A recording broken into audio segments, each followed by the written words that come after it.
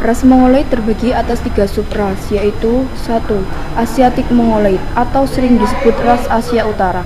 Ras ini yang telah menetap di daerah tropis dan beradaptasi terhadap iklim setempat. Menurut Luigi Luca Cavalli Forza, daerah tempat perbatasan permukiman antara ras Asia Tenggara dan ras Asia Utara adalah Sungai Yangtze di sebelah selatan Tiongkok dengan ciri fisik yaitu wajah relatif oval. 2. Malayan Mongoloid atau sering disebut ras Asia Tenggara.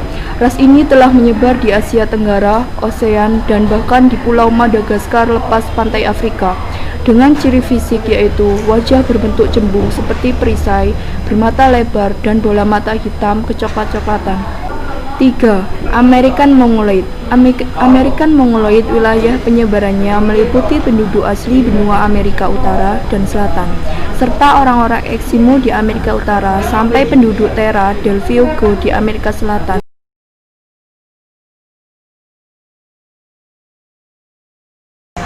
Proto-Melayu atau sering disebut Melayu Tua. Bangsa Melayu Tua ini memasuki wilayah Indonesia sekitar tahun 1500 sampai dengan 500 sebelum Masehi. Mereka memasuki 2 rute, Jalan Barat dan Jalan Timur. Jalan Barat ialah melalui Semenanjung Melayu, kemudian terus ke Sumatera dan selanjutnya menyebar ke seluruh Indonesia. Sementara Jalan Timur ialah melalui Kepulauan Filipina, terus ke Sulawesi dan menyebar ke seluruh Indonesia. Deutero Melayu atau Melayu Muda. Bangsa Melayu Muda memasuki kawasan Indonesia sekitar 500 sebelum Masehi secara bergelombang. Mereka masuk melalui jalur barat, yaitu melalui daerah Semenanjung Melayu, terus ke Sumatera dan tersebar ke wilayah Indonesia yang lain. Kebudayaan mereka lebih maju daripada Poto Melayu. Mereka telah pandai membuat benda-benda dari logam atau perunggu. Ini adalah video yang kami ambil dari internet. Selamat menyaksikan. Benua Sunda dianggap oleh ahli sejarah barat sebagai cradle of human civilization, pengasas tamadun dunia.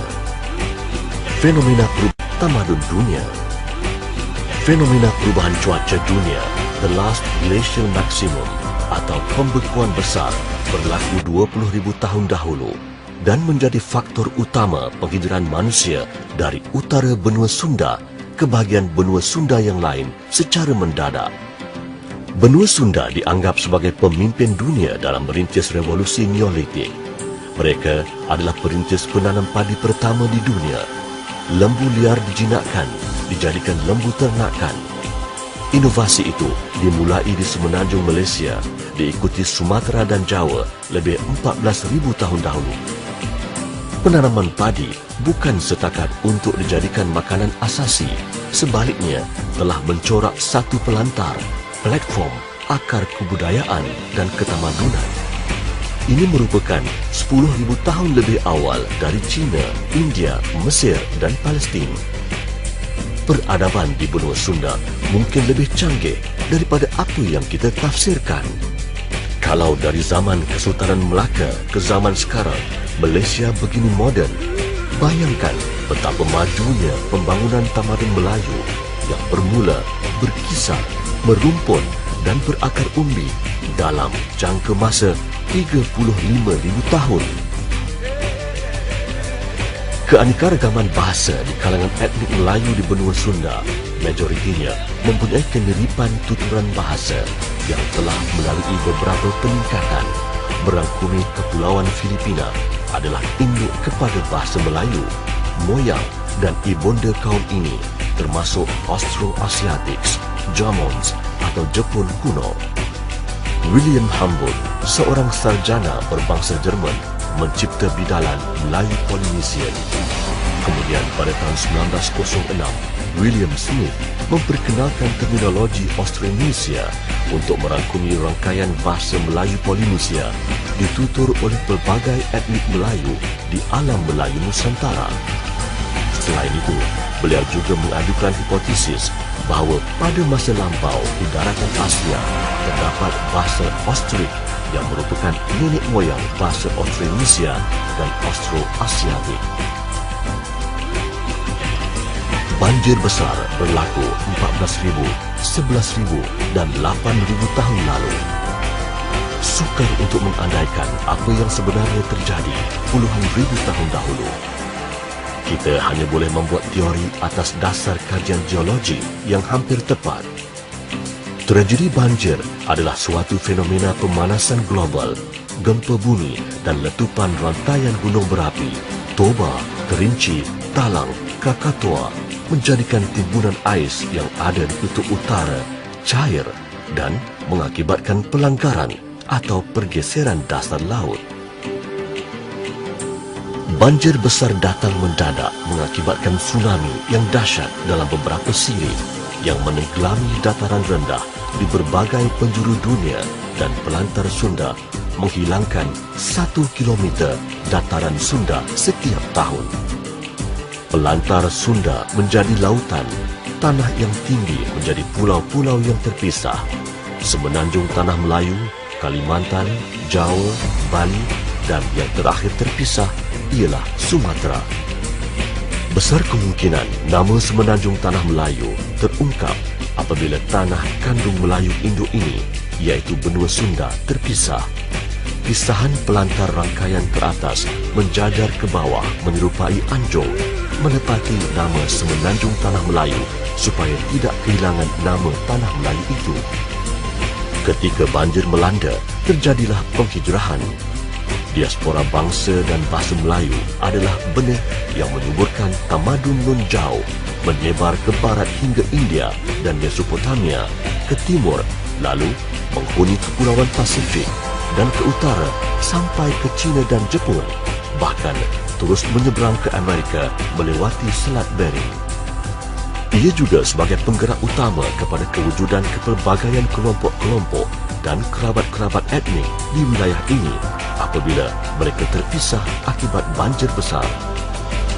Masyarakat benua Sunda mungkin berjaya mengubah suai kepada persekitaran baru. Apabila peta negeri mereka berubah, mereka terbuka kepada kehidupan di pesisiran sungai dan pantai yang luas.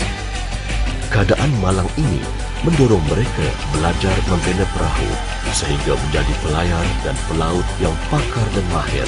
Kemudiannya merintasi lautan dengan hanya menggunakan derian minda, cycle navigation, sehingga terbinanya budaya maritim di khalayak bangsa Melayu. Ini mengakibatkan terjadinya 3 zaman kukuh sempadan.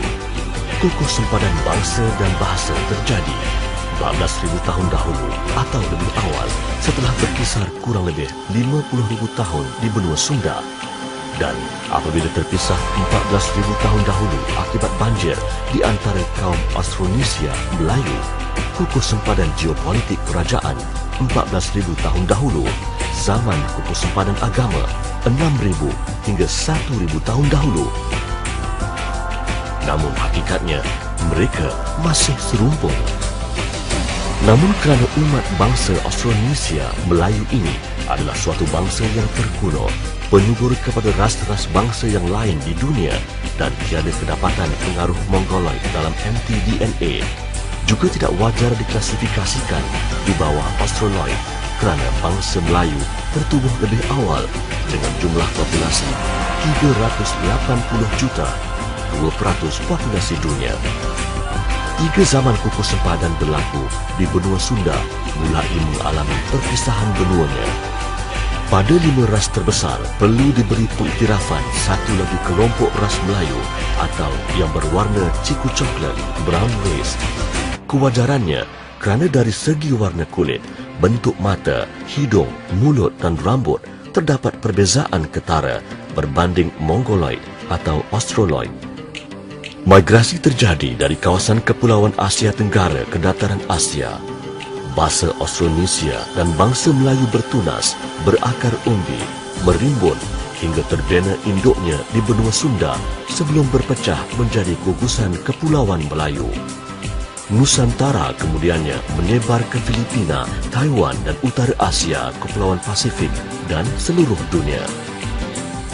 Orang asli yang kini bermukim di semenanjung Tanah Melayu adalah sisa penduduk asli Pelantar Sunda yang tetap tinggal di tanah ibunda ketika keluarga lainnya berhijrah selepas banjir besar.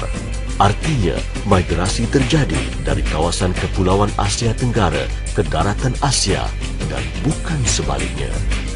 Bangsa Melayu bukannya diwujudkan daripada sesuatu penjelmaan minda penjajah. Bahasa jiwa bangsa, di mana saja mereka berada, mereka adalah serumpun.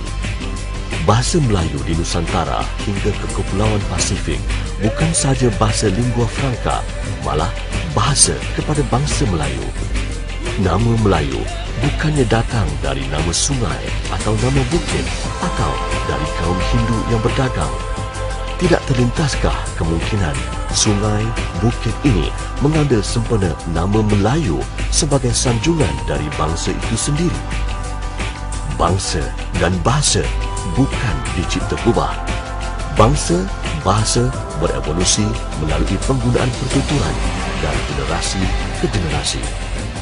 Keunikan paling menarik yang mendukung bidang bahasa ialah menjiwakan penguasaannya termaktub dalam alam semula jadi, dipupuk, dipelihara penghayatannya melalui pertuturan harian sehingga menjadi suatu encoded genes dan peradaban budaya bukan ikutan atau pinjaman.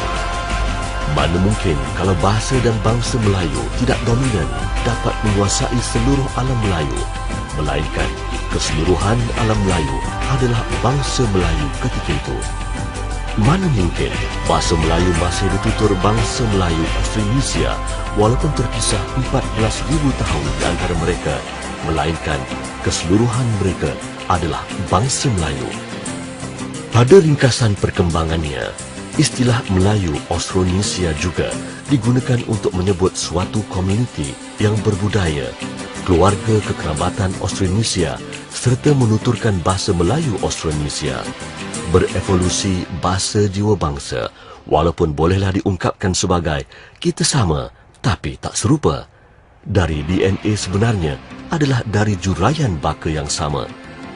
Bersandarkan kehebatan tamadun Melayu sebelum tenggelamnya benua Sunda dan tidak orang tua-tua mencipta pepatah jikalau tidak memperingatkan sejarah supaya tidak berulang. Kajang orang, kajang berlipat. Kajang kita mengkuang layu. Dagang orang, dagang bertempat. Dagang kita, dagang berlalu.